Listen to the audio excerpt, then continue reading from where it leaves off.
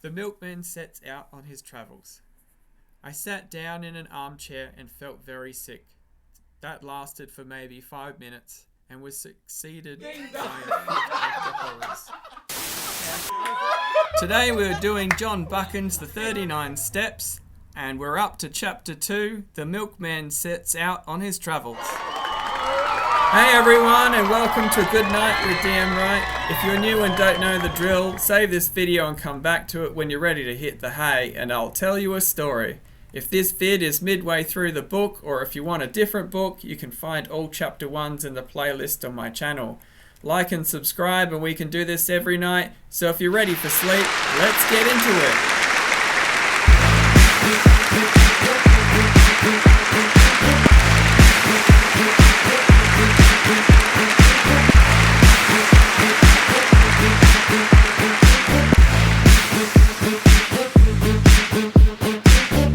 Goodnight with D.M.W. is filmed in front of a live studio audience.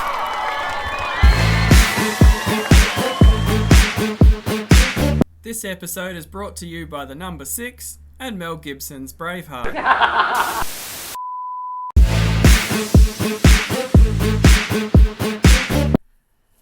The milkman sets out on his travels. I sat down in an armchair and felt very sick. That lasted for maybe 5 minutes and was succeeded by a fit of the horrors.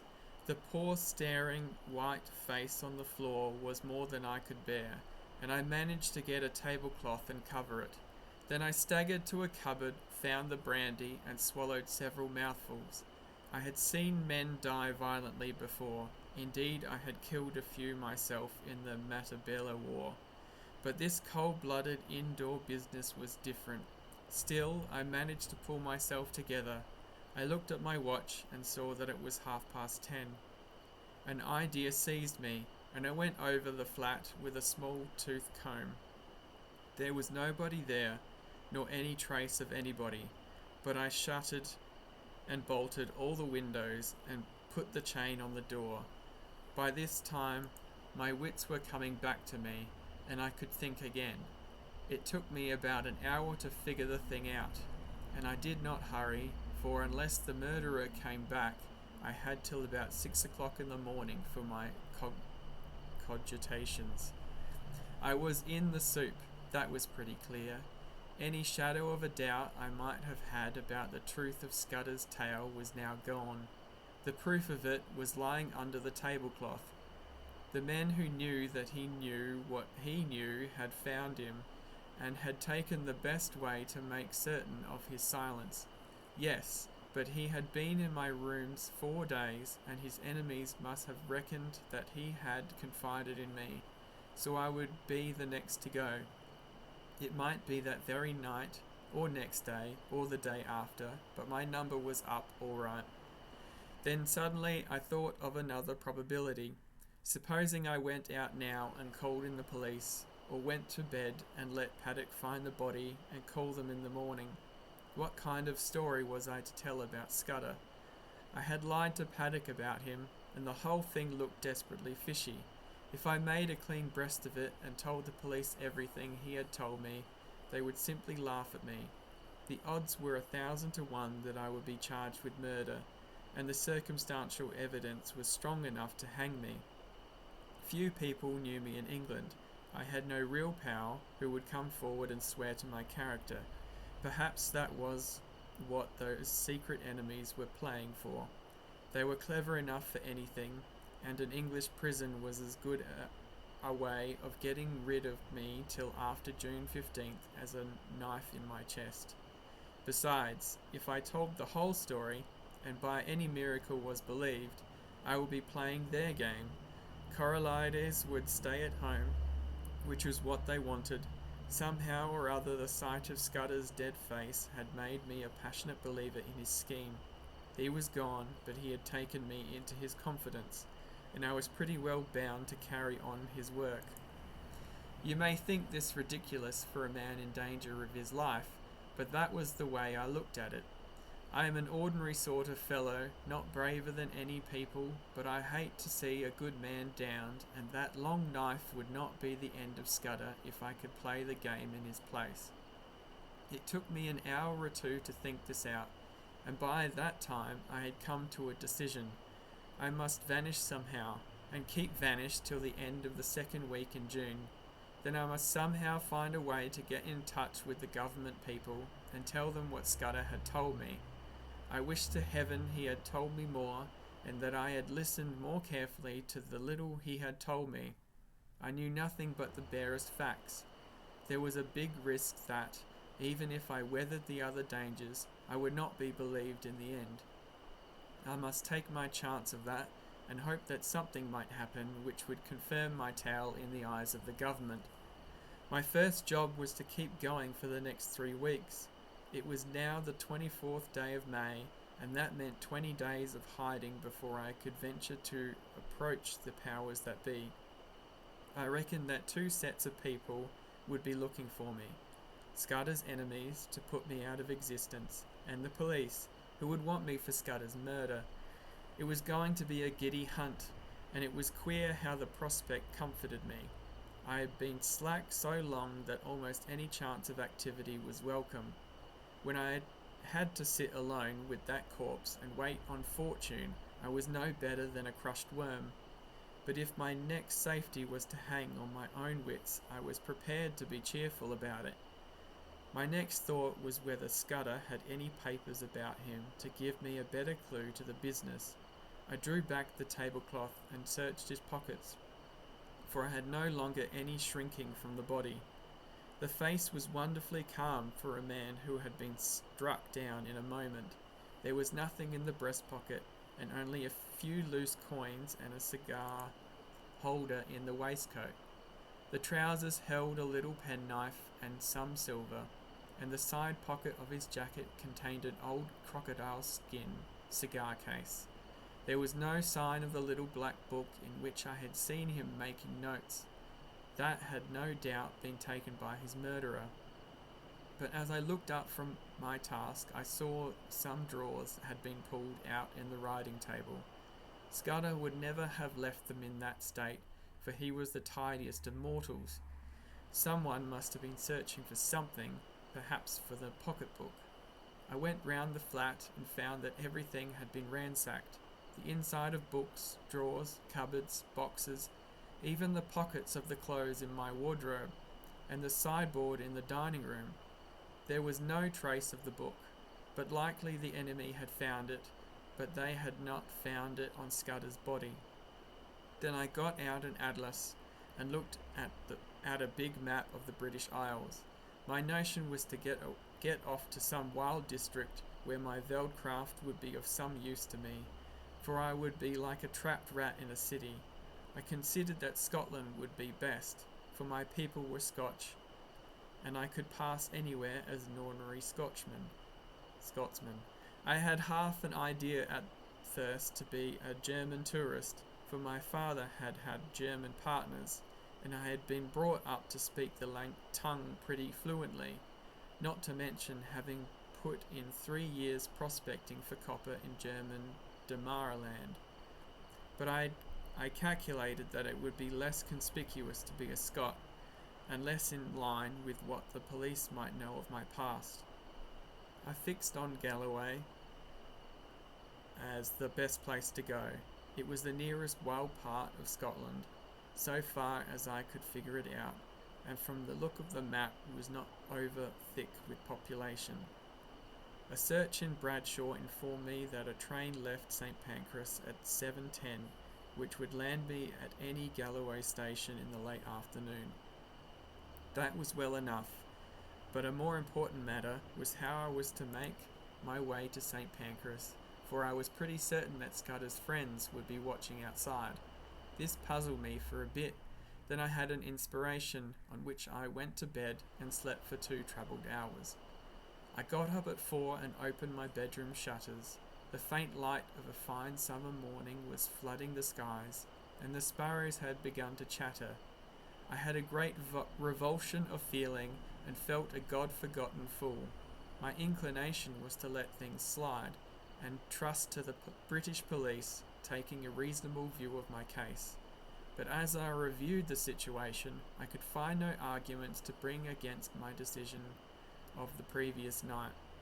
So with a wry mouth, I resolved to go on with my plan.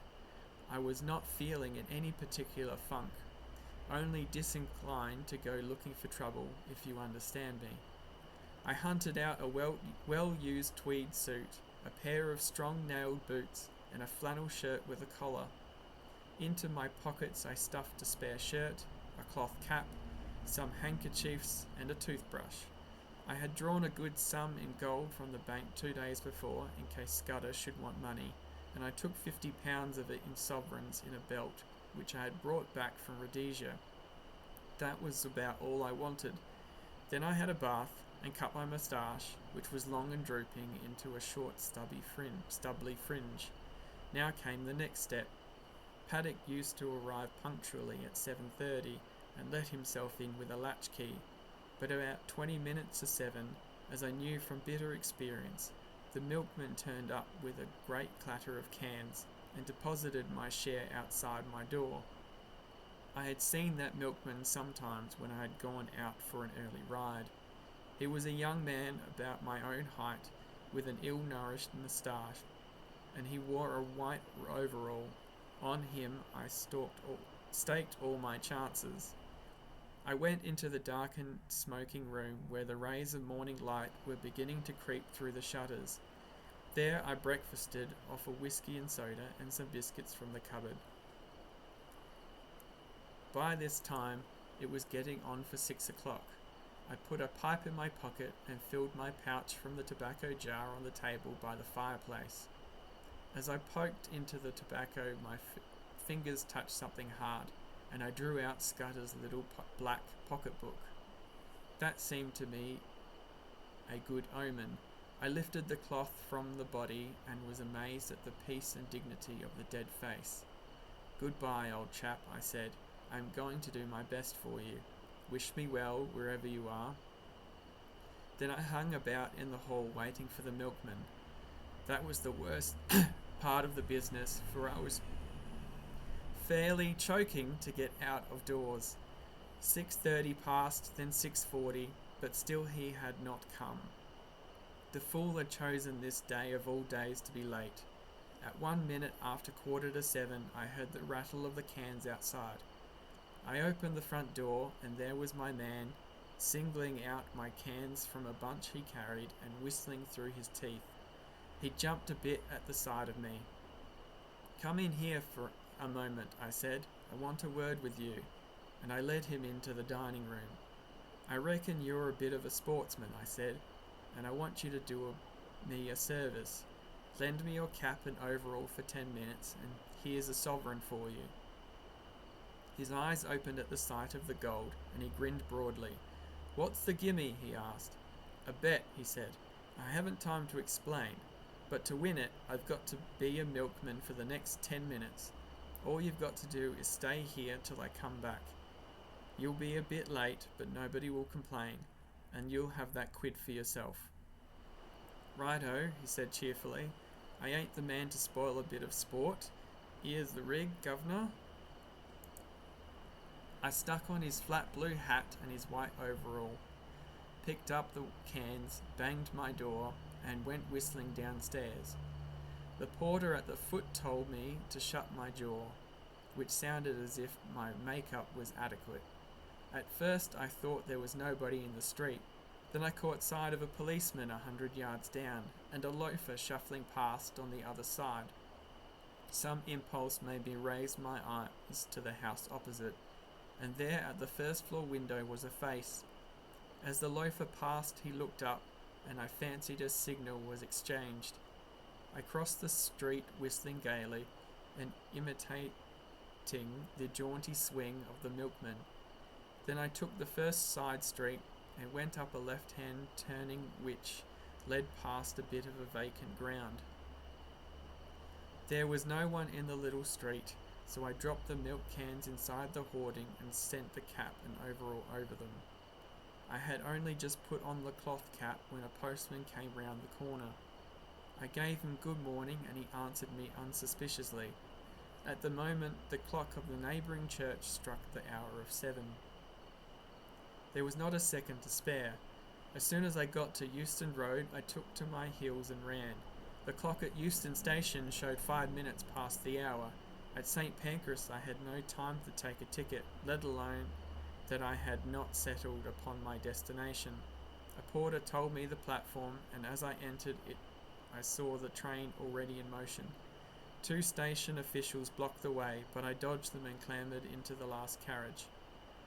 3 minutes later, as we were roaring through the northern tunnels, an irate guard interviewed me. He wrote out for me a ticket to Newton Stewart, a name which had suddenly come back to my memory, and he conducted me from the first-class compartment where I had sconned myself to a third-class smoker, occupied by a sailor and a stout woman with a child. He went off grumbling, and as I mopped my brow, I observed to my companions, in my broadest Scots, that it was a sore job catching trains.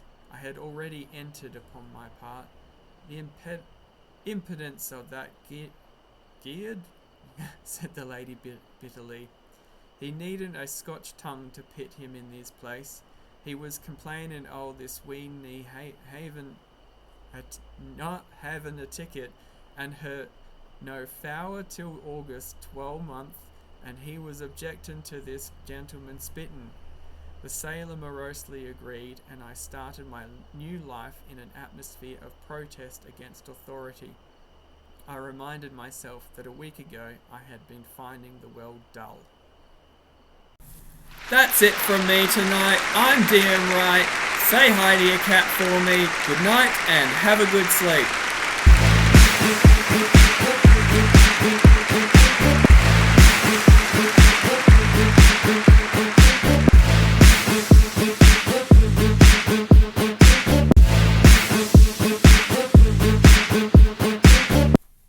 Let's go for one. Ding dong. Cat.